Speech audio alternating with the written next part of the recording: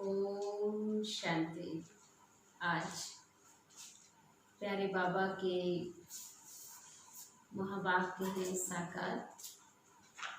आज बाबा ने खास हमें पावन बनने के ऊपर विशेष शिक्षाएं दी हैं कि बच्चे, जब आप स्वयं पावन बनेंगे तो आपकी पावनता औरों को भी पावन बनाएगी। आपका जीवन का जो ज्ञान है वो लोगों को भी धारणा में आएगा। लेकिन अगर आपके जीवन में वो ज्ञान धारण नहीं हुआ है, आपने अपने स्वभाव संस्कारों में उसे नहीं लाया है, तो आप दूसरों के जीवन में ये ज्ञान की प्रवेशता कर नहीं सकते। इसलिए विशेष ध्यान रखना है कि हमें स्वयं अपने अंदर प्यूरिटी को विशेष आने के लिए बाबा की मुरली का अवश्य ही मंथन करना है और श्रीमत का पूर्ण पालन करना है, जिससे कि हम औरों को भी ये ज्ञान का अनुभव करा सकेंगे। तो सुनते हैं आज प्यारे बाबा के 12-9-20 के महावाक्य है ये बाबा के। बाबा बोले, मीठे बच्चे, सदा यही स्मृति रहे कि हम श्रीमत पर अपने सतयुगी राजधानी स्थापन कर रहे हैं, तो अपार खुशी रहेगी। प्रश्न, ये ज्ञान का भोजन किन बच्चों को हजम नहीं हो सकता? उत्तर, जो भूले करके छी पतित बनकर फिर क्लास में आकर बैठते हैं, उन्हें ज्ञान हजम हो नहीं सकता। वह मुख से कभी नहीं कह सकते कि भगवान वाच का महाशत्रु है।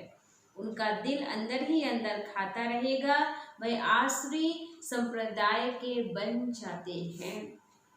ओम शांति। बाप बैठ रूहानी बच्चों को समझाते हैं। वह कौन सा बाप है? उस बाप की महिमा तुम बच्चों को करनी है। गाया भी जाता है, सत्य शिक्षक है और सत्य शिव टीचर है और सत्य शिव गुरु भी है। सच तो वह है ना, तुम बच्चे जानते हो कि हमको सत्य शिव बाबा मिला है। हम बच्चे अब श्रीमत पर एक सत्य बाप की मत पर चल रहे हैं, तो श्रीमत पर चलना भी चाहिए। बाप कहते हैं, एक तो देही अभिमानी बनो और बाबा को याद करो। जितना याद करेंगे उतना कल्याण करेंगे, अपना भी और औरों का भी कल्याण कर सकेंगे। तुम अपनी राजधानी स्थापन कर रहे हो, फिर से आगे भी हमारी राजधानी थी। हम ही देवी देवता धर्म वाले ही 84 जन्म भोग अंतिम जन्म में अभी संगम पर हैं। इस पुरुषोत्तम संगम युग का सिवाय तुम बच्चों के और कोई को भी कुछ भी पता नहीं है। बाबा कितनी पॉइंट्स देते हैं बच्चे, अगर अच्छी रीति याद में रहेंगे तो अपार खुशी भी रहेगी। परंतु बाबा को याद करने के बदले और दुनियावी बातों में पड़ जाते हैं। ये याद रहनी चाहिए कि हम श्रीमत पर अपना राज स्थापन कर रहे हैं। गाया भी हुआ है, ऊंच से ऊंच भगवान, उनकी ऊंच से ऊंच श्रीमत है। श्रीमत क्या सिखलाती है कि सहज योगी सो राज योगी बनो। राजाई के लिए पढ़ा रहे हैं तो अपने बाप के द्वारा सृष्टि के आदि मद अंत को जानकर फिर जीवन में दैवी गुणों की धारणा अवश्य करो। बाप का कभी सामना नहीं करना चाहिए। बहुत बच्चे अपने को सर्वस्वी समझ अहंकार में आ जाते हैं कि हमको सब कुछ आ गया है, अब तो हम सब कुछ कर सकते हैं, बाबा की हमें कोई जरूरत नहीं है। ऐसे बहुत होते हैं, फिर कहाँ कहाँ हार भी खा लेते हैं तो नशा ही उड़ जाता है। तुम माताएं तो अनपढ़ी हो, पढ़ी हुई मोह होती तो कमाल कर दिखाती। पुरुषों में फिर भी पढ़े लिखे कुछ हैं, तुम कुमारियों को कितना नाम वाला करना चाहिए। तुमने श्रीमत पर राजाई स्थापन की है, नारी से लक्ष्मी बनी थी, तो कितना नशा रहना चाहिए। यहाँ तो देखो, पाई पैसे की पढ़ाई में जान कुर्बान कर रहे हैं। अरे तुम गोरे बनते हो, फिर काले तमो प्रधान से क्यों दिल लगाते हो? इस कब्रिस्तान से दिल नहीं लगानी, हम तो बाबा से वर्षा ले रहे हैं। पुरानी दुनिया से दिल लगाना माना जहन्नुम नर्क में दोजख में पड़ जाना। जितना भी हमारा दिल है वो परमात्मा से लगेगा, उतना ही हम व्यर्थ से मुक्त हो जाएंगे। और पावन दुनिया में चलने के अधिकारी बन जाएंगे। और अगर बाबा कहते हैं तुम्हारा देहधारी इस काली दुनिया से दिल लग गया तो फिर कहीं ना कहीं दोजख में ही पड़े रह जाएंगे। बाबा आकर दोजख से बचाते हैं, फिर मुंह दोजख तरफ क्यों कर देते हो? तुम्हारी ये पढ़ाई कितनी सहज है, कोई ऋषि मुनि नहीं जानते, ना कोई टीचर ना कोई ऋषि मुनि समझा सकते हैं। यह तो बाप भी है तुम्हारा, टीचर भी है और साथ में गुरु भी है। वो गुरु लोग शास्त्र सुनाते हैं, उनको टीचर नहीं कहेंगे। वह कोई ऐसे नहीं कहते हैं कि हम दुनिया की हिस्ट्री ज्योग्राफी सुनाते हैं, वह तो शास्त्रों की बातें ही सुनाएंगे। बाप तुमको शास्त्रों का सार समझाते हैं और फिर वर्ल्ड की हिस्ट्री ज्योग्राफी भी बाबा आकर बतलाते हैं। अब ये टीचर अच्छा या वह टीचर अच्छा, उस टीचर से तुम कितना भी पढ़ो क्या कमाएंगे, सो भी नसीब। पढ़ते पढ़ते कोई एक्सीडेंट हो जाए, मर जाए तो पढ़ाई खत्म। यहाँ तुम ये पढ़ाई जितनी भी पढ़ेंगे वह व्यर्थ ही जाएगी, नहीं व्यर्थ नहीं जाएगी। हाँ, श्रीमत पर चल कुछ उल्टा चल पड़ते हैं या गटर में जाकर गिर पड़ते हैं तो जितना पढ़ा है वह कोई चला नहीं जाता है। वह पढ़ाई तो 21 जन्मों के लिए, परंतु गिरने से कल्प कल्पांतर का बहुत बहुत घाटा पड़ जाता है। बाबा कहते हैं बच्चे काला मुंह नहीं करो। ऐसे बहुत है जो काला मुंह करके छींची बनकर फिर आकर बैठ जाते हैं, उनको कभी ये ज्ञान हजम हो ही नहीं सकता, बदहाजमा हो जाता है। जो सुनेगा वह बदहाजमा हो जाएगा, फिर मुख से किसको कह ना सकें कि भगवान वाच काम महाशत्रु है। उन पर जीत पानी है, खुद ही जीत नहीं पाते तो औरों को कैसे कहेंगे, अंदर खाएगा ना। उनको कहा जाता है आसुरी संप्रदाय। अमृत पीते पीते विष खा लेते हैं तो 100 गुना काले बन जाते हैं, हड्डी गुड्डी ही टूट पड़ती है। तो माताओं का संगठन तो बहुत अच्छा होना चाहिए, एम ऑब्जेक्ट तो सामने है। तुम जानते हो कि लक्ष्मी नारायण के राज में एक ही देवी देवता धर्म था, एक राज एक भाषा, 100% प्यूरिटी पीस प्रॉस्पेरिटी थी। उस एक राज को ही बाप अभी स्थापन कर रहे हैं, यह है ही एम ऑब्जेक्ट। 100% पवित्रता सुख शांति संपत्ति की स्थापना हो रही है। तो दिखाते हो कि विनाश के बाद श्री कृष्ण आ रहा है, क्लियर लिख देना चाहिए। सतयुग की एक ही देवी देवताओं का राज था, एक ही भाषा पवित्रता सुख शांति अब फिर से स्थापन हो रही है। गवर्नमेंट चाहती है ना स्वर्ग होता ही सतयुग त्रेता में है, परंतु मनुष्य अपने को नरकवासी समझते थोड़ी है। तुम लिख सकते हो द्वापर कलयुग में सब नरकवासी हैं, अभी तुम संगम युगी हो, आगे तुम भी कलयुगी नरकवासी थे, अब तुम स्वर्गवासी बन रहे हो। भारत को स्वर्ग बना रहे हो श्रीमत पर, परंतु वह हिम्मत संगठन होना चाहिए ना।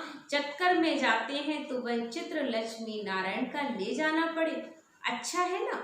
इसमें ही लिख दो आदि सनातन देवी देवता धर्म सुख शांति का राज फिर से स्थापन हो रहा है। त्रिमूर्ति शिव बाबा श्रीमत पर ऐसे ऐसे बड़े बड़े अक्षर में बड़े बड़े चित्र हों, छोटे बच्चे छोटे चित्र पसंद करते हैं। अरे चित्र तो जितना बड़ा हो उतना ही अच्छा है। ये लक्ष्मी नारायण का चित्र तो बहुत अच्छा है, इसमें सिर्फ लिखना है एक सत धर्म त्रिमूर्ति शिव बाबा, सत त्रिमूर्ति शिव टीचर, सत त्रिमूर्ति शिव गुरु।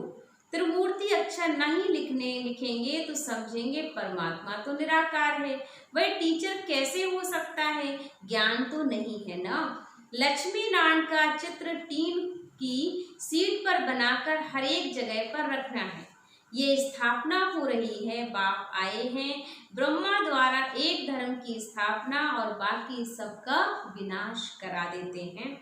ये बच्चों को सदैव नशा रहना चाहिए, थोड़ी थोड़ी बात में एक मत नहीं मिलती है तो झट बिगड़ जाते हैं। ये तो होता ही, कोई किस तरफ कोई किस तरफ, फिर मेजॉरिटी वाले को उठाया जाता है, इसमें रंज होने की बात नहीं है। रूठना नहीं चाहिए कि फलाने को हम ज्ञान में उठाया जा रहा, फलाने को ज़्यादा मौका दिया जाता, मुझे नहीं दिया जाता। इसमें रूठ पड़ते हैं, हमारी बात मानी नहीं गई। अरे इसमें रूठने की क्या बात है, बाबा तो सबको रिझाने वाला है, माया ने सबको रुसा दिया है, सब बाप से ही रूठे हुए हैं। रूठे भी क्या है, बाबा को जानते ही नहीं है। जिस बाप ने स्वर्ग की बादशाही दी उनको जानते ही नहीं। बाबा कहते हैं मैं तुम पर उपकार करता हूँ, तुम फिर मुझ पर भी अपकार करते हो। भारत का हाल देखो क्या है, तुम्हारे में बहुत थोड़े हैं जिनको नशा रहता है, ये नारंगी नशा। ऐसे थोड़ी कहना चाहिए हम तो राम सीता बनेंगे। तुम्हारी एम ऑब्जेक्ट ही है हमें नर से नारायण बनना है। तो फिर राम सीता बनने में खुश हो जाते हो, हिम्मत दिखानी चाहिए ना। पुरानी दुनिया से बिल्कुल दिल नहीं लगानी चाहिए। कोई से दिल लगाई और मरे, जन्म जन्मांतर का घाटा पड़ जाएगा। बाबा से तो स्वर्ग के सुख घनेरे मिलते हैं, फिर हम नर्क में क्यों पड़े हैं, ये सवाल हमें खुद से ही करना चाहिए। बाबा कहते हैं तुम जब स्वर्ग में थे तो और कोई धर्म ही नहीं था। अभी ड्रामा अनुसार तुम्हारा धर्म है नहीं, कोई भी अपने को देवता धर्म का नहीं समझते। मनुष्य होकर भी अपने धर्म को ना जाने तो क्या कहा जाए। हिंदू कोई धर्म थोड़ी है, किसने स्थापन किया यह भी नहीं जानते। तुम बच्चों को कितना समझाया जाता है। बाबा कहते हैं मैं कालों का काल आया हूँ तुम्हें उठाने के लिए, अब घर चलना है, सबको वापस ले जाऊंगा। बाकी जो अच्छी रीति पढ़ेंगे वही विश्व का मालिक बनेंगे। अब चलो घर, यहाँ रहने लायक नहीं है, बहुत किचड़ा कर दिया है। आश्रय मत पर चलकर बाबा तो ऐसे ही कहेंगे ना, तुम भारतवासी जो विश्व के मालिक थे अब कितने धक्के खाते रहते हो, लज्जा नहीं आती। बाबा को लगता तुम्हें जरा तो शर्म करनी चाहिए कि इतने जीवन भर हमने धक्के खाए, अब एक अंतिम जन्म में भगवान की श्रीमत पर हम अवश्य ही चलें। तुम्हारे में भी कोई है जो अच्छी रीति समझते, नंबरवार तो है ना। बहुत बच्चे तो नींद में रहते हैं, वह खुशी का पारा ही नहीं चढ़ता। बाबा हमको फिर से राजधानी दे रहे हैं। बाबा कहते हैं इन साधुओं आदि का भी मुझे उद्धार करना पड़ता है। वह न खुद अपने को न दूसरे को मुक्ति दे सकते हैं। सच्चा गुरु तो एक ही सदगुरु है जो संगम पर आकर सबकी सदगति करते हैं। बाबा कहते हैं मैं आता ही हूँ कल्प के संगम युगे युगे, जबकि हमको सारी दुनिया को पावन बनाना है। मनुष्य समझते बाप सर्वशक्तिमान है, वह क्या नहीं कर सकते। अरे मुझे बुलाते ही हो कि हम पतितों को पावन बनाओ, तो मैं आकर तुम्हें पावन बनाता हूँ। बाकी और क्या करूँगा, बाकी तो रिद्धि सिद्धि वाले बहुत है। मेरा काम ही है नर्क को स्वर्ग बनाना, वह तो हर 5000 वर्ष के बाद ही बनता है। ये तुम बच्चे जानते हो, आदि सनातन है देवी देवता धर्म, बाकी तो सब है पीछे पीछे आए हैं। अरविंद घोष तो अभी आए तो भी देखो कितने उनके आश्रम बन गए। वहाँ कोई निर्विकारी बनने की बात थोड़ी है। वह तो समझते ग्रस्त व्यवहार में रहते कोई भी रह सकता है। बाबा कहते यहाँ तो ये सब चल नहीं सकता है। ग्रस्त व्यवहार में रहते सिर्फ एक जन्म पवित्र हो। तुम जन्म जन्मांतर तो पतित रही हो, अब मैं आया हूँ तुमको पावन बनाने। ये अंतिम जन्म पावन बनो, सतयुगी त्रेता में तो विकार होते ही नहीं है। यह लक्ष्मी नारायण का चित्र और सीढ़ी का चित्र बहुत अच्छा है, इनमें लिख देना है सतयुग में एक धर्म एक राज्य था, जो समझाने की बड़ी युक्ति चाहिए है। तो बाबा कहता कि समझाने की बड़ी युक्ति चाहिए, बूढ़ी माताओं को भी सिखलाकर तैयार करना चाहिए, जो प्रदर्शनी में कुछ समझा सके। कोई को भी यह चित्र दिखाकर बोलो इनका राज था ना, अभी तो है नहीं। बाबा कहते हैं अब तुम मुझे याद करो। बस एक ही काम देता बाबा बूढ़ी माताओं को कि बच्ची तुम सिर्फ मुझे याद करो, तुम पावन बनकर पावन दुनिया में चली जाओगे। अब पावन दुनिया स्थापन हो रही है तो कितना सहज है, बुढ़िया बैठकर प्रदर्शनी पे समझाएं तब नाम वाला भी हो जाए। कृष्ण के चित्र में लिखत बहुत अच्छी है, बोलना चाहिए, ये लिखत जरूर पढ़ो। इनको पढ़ने से ही तुमको नारायणी नशा अथवा विश्व का मालिक बने का नशा चढ़ेगा। जितना आप इन चित्रों को देखोगे, अपने आने वाले भविष्य का चिंतन करोगे, उतना ही नशा चढ़ता जाएगा। बाबा कहता है, मैं तुमको ऐसा लक्ष्मी नारायण बनाता हूँ तो तुम्हें भी औरों को भी रहम दिल बनना चाहिए। जब अपना कल्याण तब तुम दूसरे का भी कल्याण कर सकोगे। बुढ़िया को ऐसा सिखलाकर होशियार बनाओ, जो प्रदर्शनी पर बाबा कहें कि 8-10 बुढ़ियों को भेजो तो झट आ जाए। जो करेगा सो पाएगा। सामने एव ऑब्जेक्ट को देखकर ही खुशी होती है। हम ये शरीर छोड़ जाकर विश्व का मालिक बनेंगी। जितना याद पे रहेंगे उतना पाप भी कटेंगे। देखो लिफाफे पर छपा है, one religion, one deity kingdom, one language, वह जल्दी स्थापन होगी। अच्छा मीठे मीठे सिकी लदे बच्चों प्रति माता पिता बाप दादा का याद प्यार और गुड मॉर्निंग। रूहानी बाप की रूहानी बच्चों को नमस्ते। हम रूहानी बच्चों की रूहानी बाप दादा को दिल व जान से, सिकवा प्रेम से याद प्यार और गुड मॉर्निंग, नमस्ते नमस्ते नमस्ते। शुक्रिया बाबा, शुक्रिया बाबा, शुक्रिया। मेरी जिंदगी को संवारने वाले बाबा, तेरा लाख लाख शुक्रिया शुक्रिया शुक्रिया। धारणा के लिए मुख्य सार। फर्स्ट पॉइंट है, कभी भी आपस में व बाप से रूठना नहीं। बाप रिझाने आए हैं, इसलिए कभी रंज नहीं होना चाहिए। अगर कोई बात बाबा समझाता है तो इसमें कोई भी नाराज होने की जरूरत नहीं कि फलाने को ज़्यादा पूछा, मुझे नहीं पूछा। ये पूछ हमें बिल्कुल भी नहीं लगानी चाहिए अगर हमें स्वर्णिम युग में चलना है। बाप का सामना नहीं करना चाहिए कि बाबा ऐसा इसको क्यों कहा, मुझे क्यों नहीं कहा। ये बात बाबा के सामने बोलने का कोई भी हम बच्चों को हक नहीं है।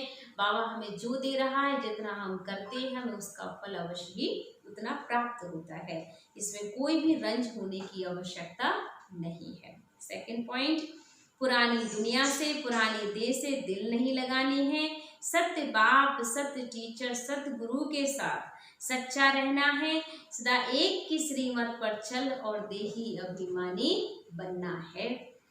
वरदान, आदि रतन की स्मृति से अपने जीवन का मूल्य जानने वाले समर्थ भव। आदि रतन की स्मृति से अपने जीवन का मूल्य जानने वाले समर्थ भव। स्पष्टीकरण है, जैसे ब्रह्मा आदि देव है, ऐसे ब्रह्मा कुमारियां भी आदि रतन हैं।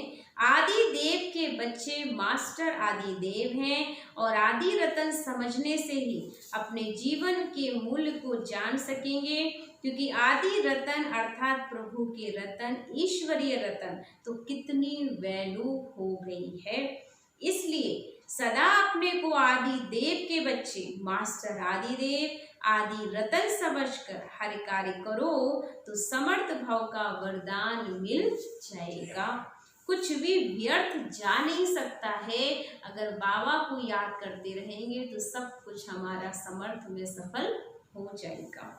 स्लोगन है, ज्ञानी तो आत्मा वह है जो धोखा खाने से पहले ही परख कर स्वयं को बचा ले। ज्ञानी तो आत्मा वह है जो धोखा खाने से पहले परख कर स्वयं को बचा ले। इसलिए ज्ञानी आत्मा बनना है तो समय से पहले ही अपने को चेतावनी दें कि मुझे अपने जीवन को अब श्रेष्ठ तरफ लगाना है। व्यर्थ में यूं ही अपना समय बर्बाद नहीं करना है और ना ही विषय वासनाओं में हमें अपने आप को डुबोने की ज़रूरत है, क्योंकि हमें स्वर्णिम युग में चलना है तो भगवान की यथार्थ श्रीमत पर अवश्य ही चलेंगे। तो ये थे बाबा के आज के बहुत ही विशेष महावाक्य, जिस पर बाबा ने हमें बहुत अटेंशन दिलाया। कल हम पूरा दिन इसी पर ही कार्य करेंगे कि बाबा ने हमें समर्थ खजाना यूज करने के लिए सारा दिया, तो पूरा दिन ज्ञान का मंथन करते रहना। 2 मिनट हम बाबा की याद में बैठते हैं। ओम